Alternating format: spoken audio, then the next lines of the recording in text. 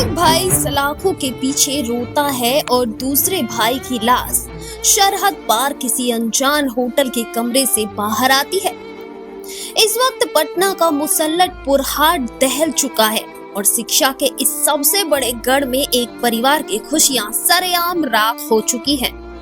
एक तरफ पटना की चर्चित ज्ञान बिंदु कोचिंग के निदेशक रोशन आनंद, जो आज बेऊर जेल की काल कोठरी में बंद अपनी किस्मत पर आंसू बहा रहे हैं, तो वहीं दूसरी तरफ उनका ही सगा जवान भाई प्रिंस यादव, जो खान सर की कोचिंग पर हुए हमले के बाद पुलिस के खौफ से नेपाल भागा था, लेकिन वहां से आई उसकी मौत की खबर ने पूरे सूबे को सुन्न कर दिया है। पटना का खूनी कोचिंग वार, एक भाई जेल की सलाखों के पीछे तो दूसरे की नेपाल के होटल में संदिग्ध मौत। खान सर की एफआईआर के बाद फरार था प्रिंस यादव।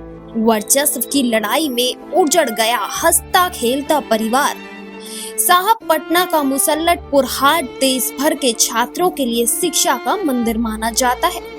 यहाँ खान ग्लोबल स्टडीज के खान सर का अपना एक बड़ा ही नाम है, तो वही ज्ञान बिंदु कोचिंग के डायरेक्टर रोशन आनंद भी हजारों छात्रों के भविष्य को संवार रहे थे।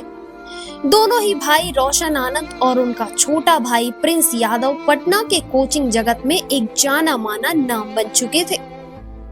लेकिन साहब, इस कामयाबी की चकाचौंध के पीछे वर्चस्व की एक ऐसी खूनी पटकथा लिखी जा रही थी जिसकी भनक शायद इस परिवार को भी नहीं थी। पुरानी रंजिश धीरे धीरे सुलग रही थी। बताया जा रहा है कि साल 2021 में भी खान सर की कोचिंग पर एक हमला हुआ था, जिसका आरोप प्रिंस यादव पर लगा था। तभी से दोनों पक्षों के बीच अंदर ही अंदर एक मूक युद्ध चल रहा था, जो इसी जून के महीने में एक खौफनाक बवंडर बनकर सामने आ गया। 2 जून 2026 की रात करीब 10 बजे खान सर की कोचिंग खान ग्लोबल स्टडीज में क्लास खत्म होने के बाद कन्हैया कुमार सिंह कोचिंग बंद कर रहे थे। तभी अचानक रात के अंधेरे में ज्ञान बिंदु कोचिंग के डायरेक्टर रोशन आनंद के इशारे पर 15-20 लड़के लाठी डंडे और हथियार लेकर वहां धावा बोल देते हैं। आरोप है कि रोशन आनंद का भाई प्रिंस यादव अपने साथियों के साथ खान सर की कोचिंग के गेट पर पहुंचता है और वहां मौजूद 25 साल के युवा गार्ड चुन को बेरहमी से खींचकर पीटने लगता है, जिससे उसका सर फट जाता है। चारों तरफ चीख पुकार मच जाती है, गाली गलौज होती है। खान सर का बोर्ड, बैरिकेडिंग और उनकी तस्वीरें सरेआम सड़क पर तोड़ दी जाती हैं। इस बवाल के बाद पटना पुलिस तुरंत एक्शन में आ जाती है।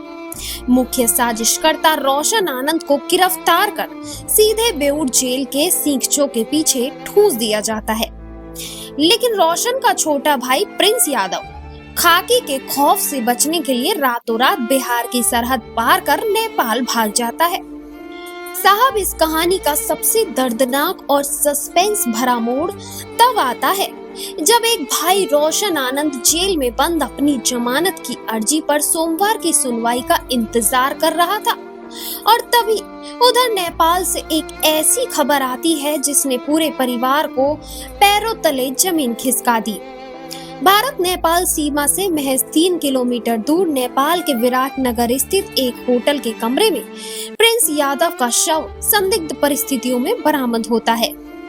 शुरुआती सूत्रों और कोचिंग के छात्रों के हवाले से खबर आती है कि प्रिंस यादव को गोली लगी है और उसकी गोली मारकर हत्या कर दी गई है। हालांकि नेपाल पुलिस ने अभी तक इसकी आधिकारिक पुष्टि नहीं की है। बताया जा रहा है कि प्रिंस अपने 6-7 साथियों के साथ उस होटल में फरारी काट रहा था और देर रात अचानक उसकी मौत हो गई।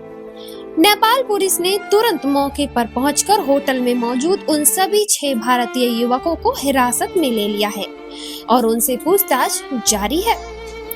अब साहब, जरा उस अभागे परिवार के दुखों की गहराई को नापिए। एक माँ बाप के 2 जवान बेटे जिन्होंने पटना में अपनी कामयाबी का परचम लहराया था, आज उनका पूरा संसार ही उजड़ चुका है। बड़ा बेटा रोशन आनंद बेऊर जेल की सलाखों के पीछे बेबस बंद है। उसे अपने सगे भाई के जनाजे को कंधा देने की भी इजाजत नहीं है। और छोटा बेटा प्रिंस, जो कभी पटना की सड़कों पर धमक के साथ चलता था, आज उसकी लाश सरहद पार एक ठंडे मुर्दाघर में पोस्टमार्टम के लिए इंतजार में पड़ी है। जैसे ही ये खबर रोशन आनंद के घर पहुंची, कोहराम मच गया। घर की महिलाएं और बुजुर्ग चीख चीख कर रोने लगे। आनंद फानन में परिवार के कुछ लोग रोते बिलखते हुए नेपाल के विराटनगर के लिए रवाना हो चुके हैं। वर्चस्व और अहंकार की इस अंधी दौड़ ने एक ही झटके में पूरे हंसते खेलते परिवार को शमशान के सन्नाटे में तब्दील कर दिया है।